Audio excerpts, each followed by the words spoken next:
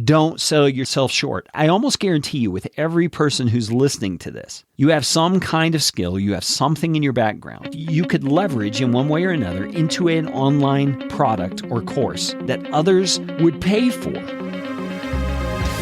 Live your faith, build your business, and change your world. This is Live, Build, Change.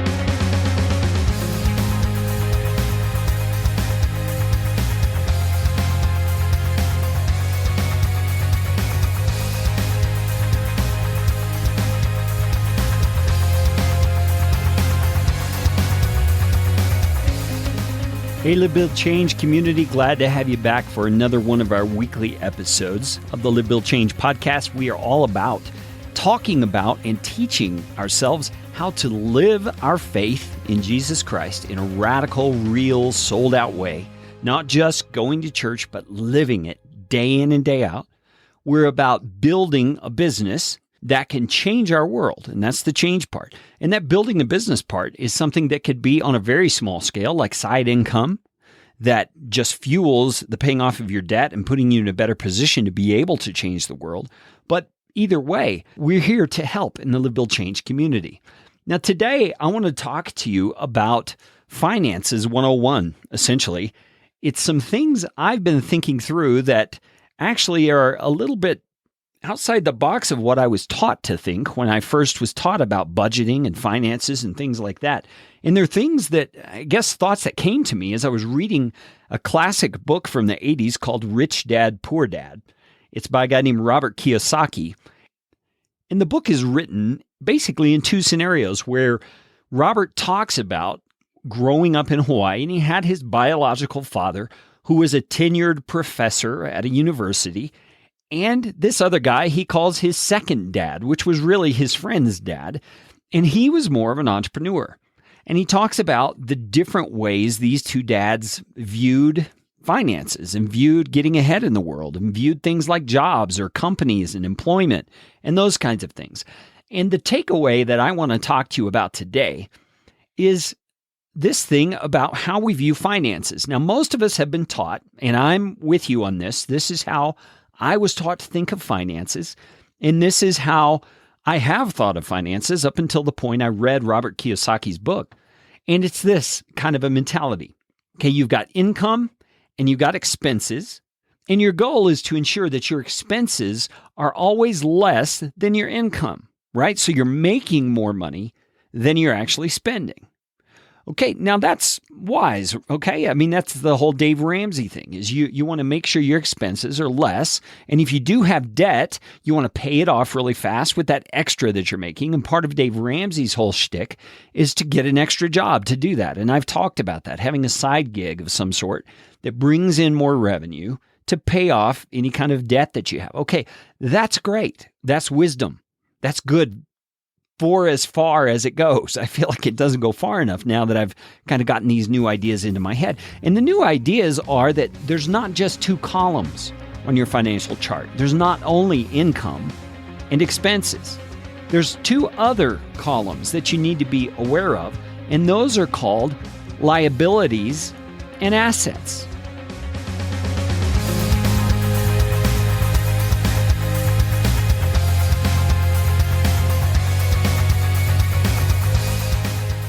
Now let's define each of these. We've got four columns, if you can picture this. And I'm going to make a graphic for this to demonstrate what I'm talking about, which you can see on the show notes page for this episode at livebuildchange.com/6. That's the number 6. You can see the graphic there. And there's these four columns. The first column is income. Now that's all the money coming into your monthly budget. Let's just call it a monthly budget for now. Give us something to talk about. And that's usually fueled by a job or any kind of business or entrepreneurial activities that you have, okay? Now, you've got also the expenses, and these are things that you have to spend to live, okay? So things like food, utilities. I would say a mortgage payment goes in there, even though it is technically a debt. Mortgage payment or a rental payment, those are housing expenses. So I would see those as expenses rather than liabilities. Now, you've also got the column of liabilities, which I just mentioned. Let's talk about what is a liability. In my view, a liability is anything you're having to pay for on a monthly basis, on a recurring basis, that is sucking income out of your finances and is not an expense. So think that through for a minute. It doesn't have to do with your living expenses, yet it's costing you money month after month after month. Can you think of things that go into that category that you're paying right now? Man, I can think of a lot that have been in my budget over the years. Car payments, credit card debt, anything like that that you're paying on a monthly basis that is actually sucking money out of your income. And it's not a basic living expense. Those are liabilities. And liabilities are exactly that. They are a liability to you. They're going to hold you back because there's things where you're generally paying interest on them. The debt is very slowly going away because if you're making minimal payments, those payments are just barely chipping away at it because you're mainly paying interest and not principal. Okay, so those are liabilities. Now, this fourth column that I want to talk about is really the one where I've had some brainstorms thinking this thing through. And that's the column of assets. Okay, now what are assets? Assets are things that generate income for you and require little to no ongoing work on your part. Now keep this in mind. It's ongoing work. Okay? Not that it won't require some work, at least initially. Some things that go into this asset category. Can you think of what they might be? There's things like investments.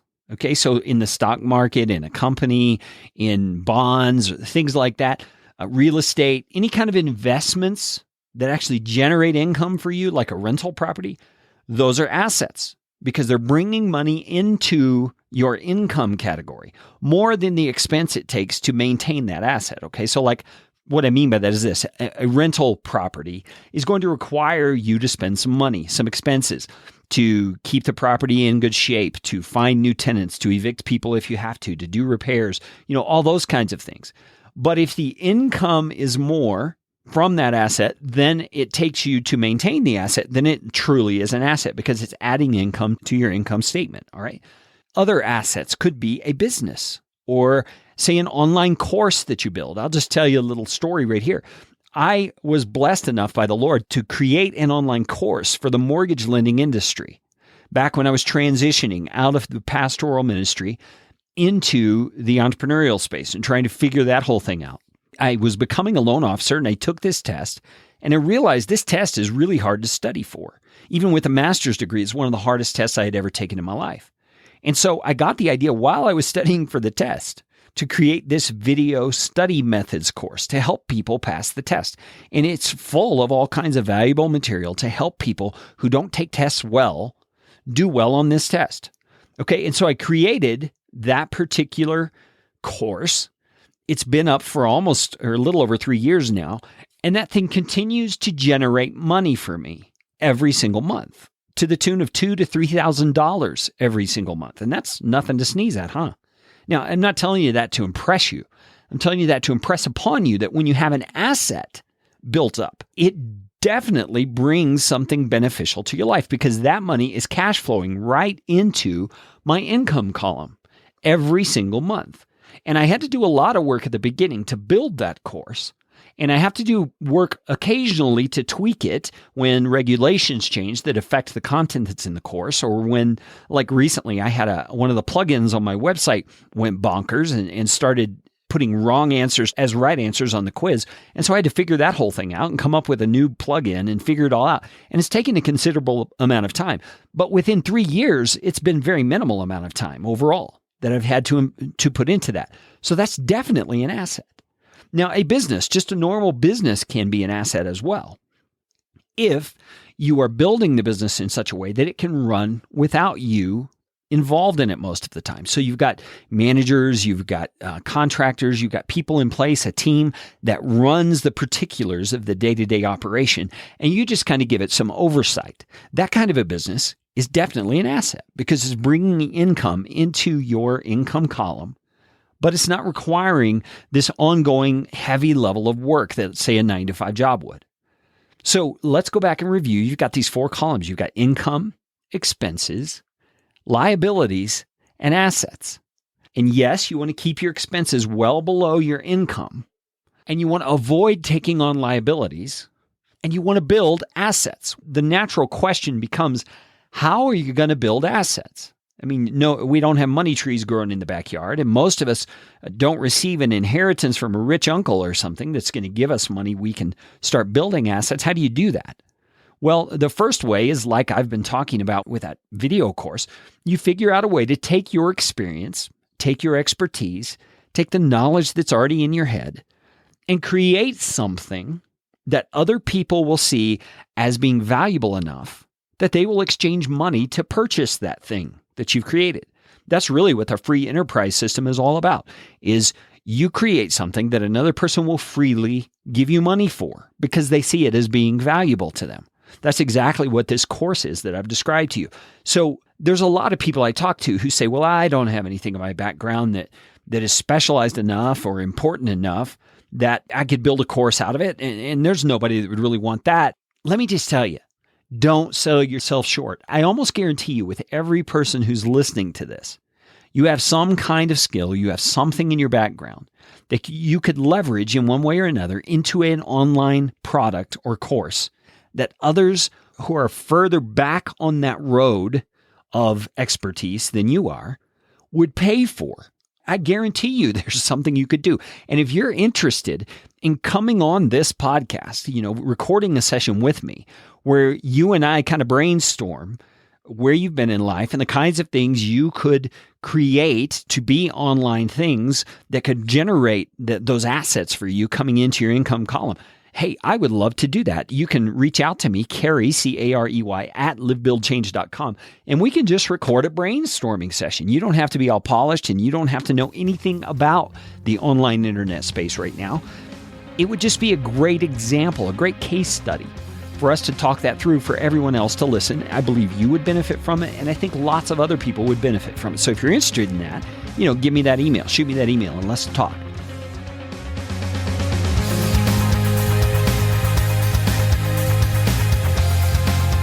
All right, back to the issue of those assets, okay?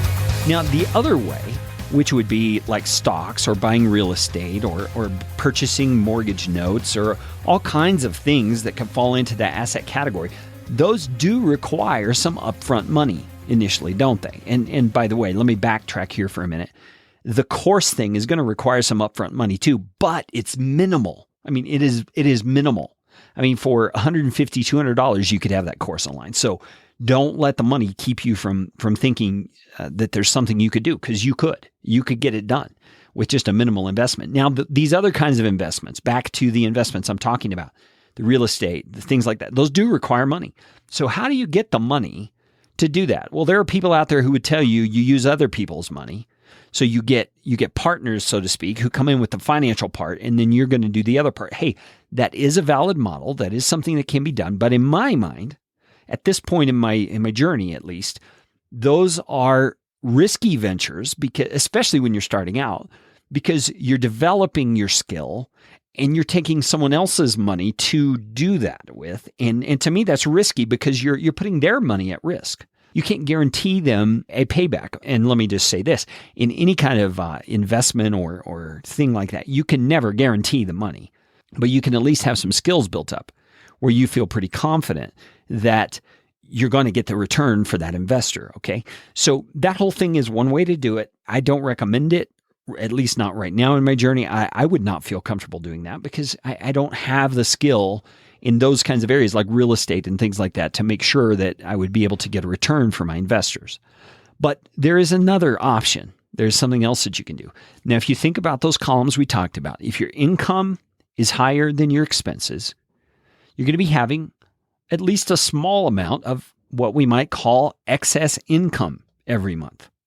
Now, a lot of people have the idea, well, you just throw that into savings. That's good. You should have an emergency fund. Dave Ramsey talks all about that. I'm not going to go into that whole thing.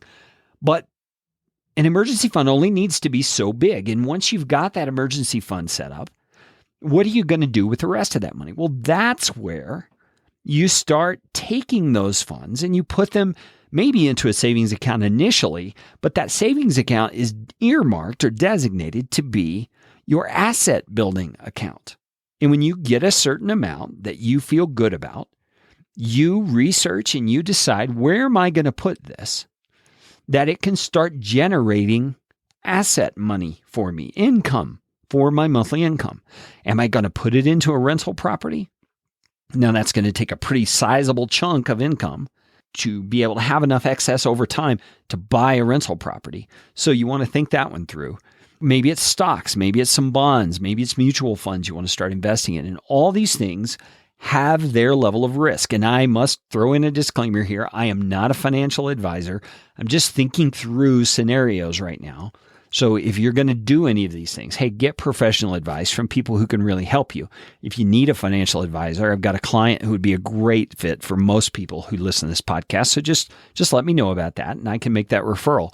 But you want to start putting that excess, once you've got your emergency fund in place and your debts are paid off, you want to start putting that excess toward assets. And for me, right now I'm investigating the concept of mortgage notes. I know very little about it at this point, except just the basic content of what it is, but it's something I could get into with a smaller amount of money, say $5,000, $10,000. And I know that doesn't sound small to a lot of people, but if you've paid off all your debt and you've got your emergency fund built up, you've got this excess income potentially that can accumulate over time, and you'll have $10,000 much faster than you think you will. So if I could put $10,000 into a mortgage note or into some other investment that can then start generating more income, then every month my extra portion that's above my expenses is going to be bigger than it was before. And so I'm going to have more money little by little over time to put back into that investment or that asset category rather.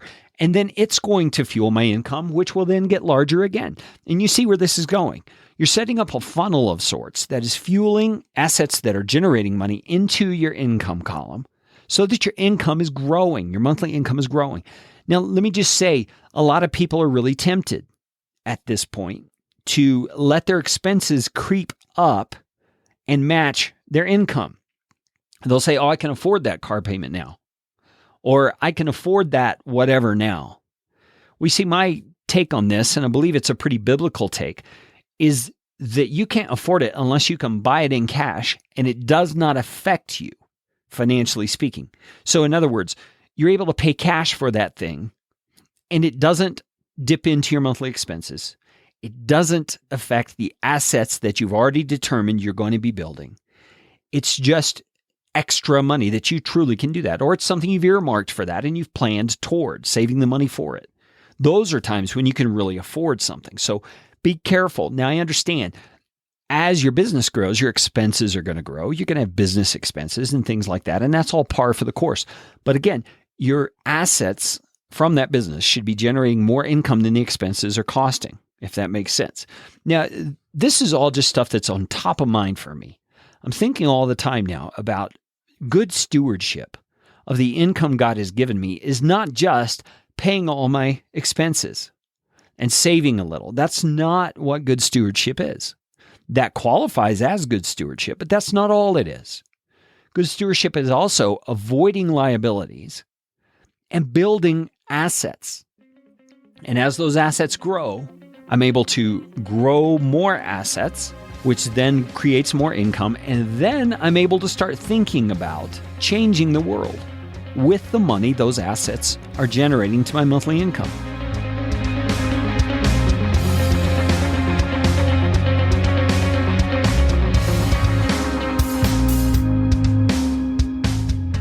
I hope this all makes sense to you. I'd love to hear your comments about it. Go into the Facebook group at livebuildchange.com/FB and leave your comments. I'll probably be posting the audio for this episode in that Facebook group. Just go underneath in the comments and make your comments. Ask your questions. Throw in ideas that you've had come to mind. Maybe we'll have some people who are professionals as financial advisors or accountants or things like that, and they can jump in with some professional perspective on some of these things.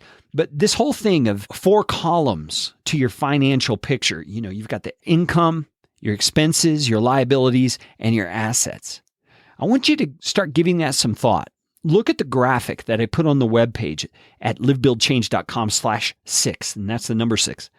And give this some thought. And go into the Facebook group and share your thoughts and share how this might look in your scenario. And I want to remind you, if you're interested in coming on the podcast, recording a session with me where we just brainstorm your situation to figure out what kind of assets you could build to put online and start generating cash for your income column, hey, I'm all for it. Give me a shout, Carey, C-A-R-E-Y, at livebuildchange.com. This has been the Live Build Change podcast. I will see you tomorrow morning for the Morning Mindset Edition.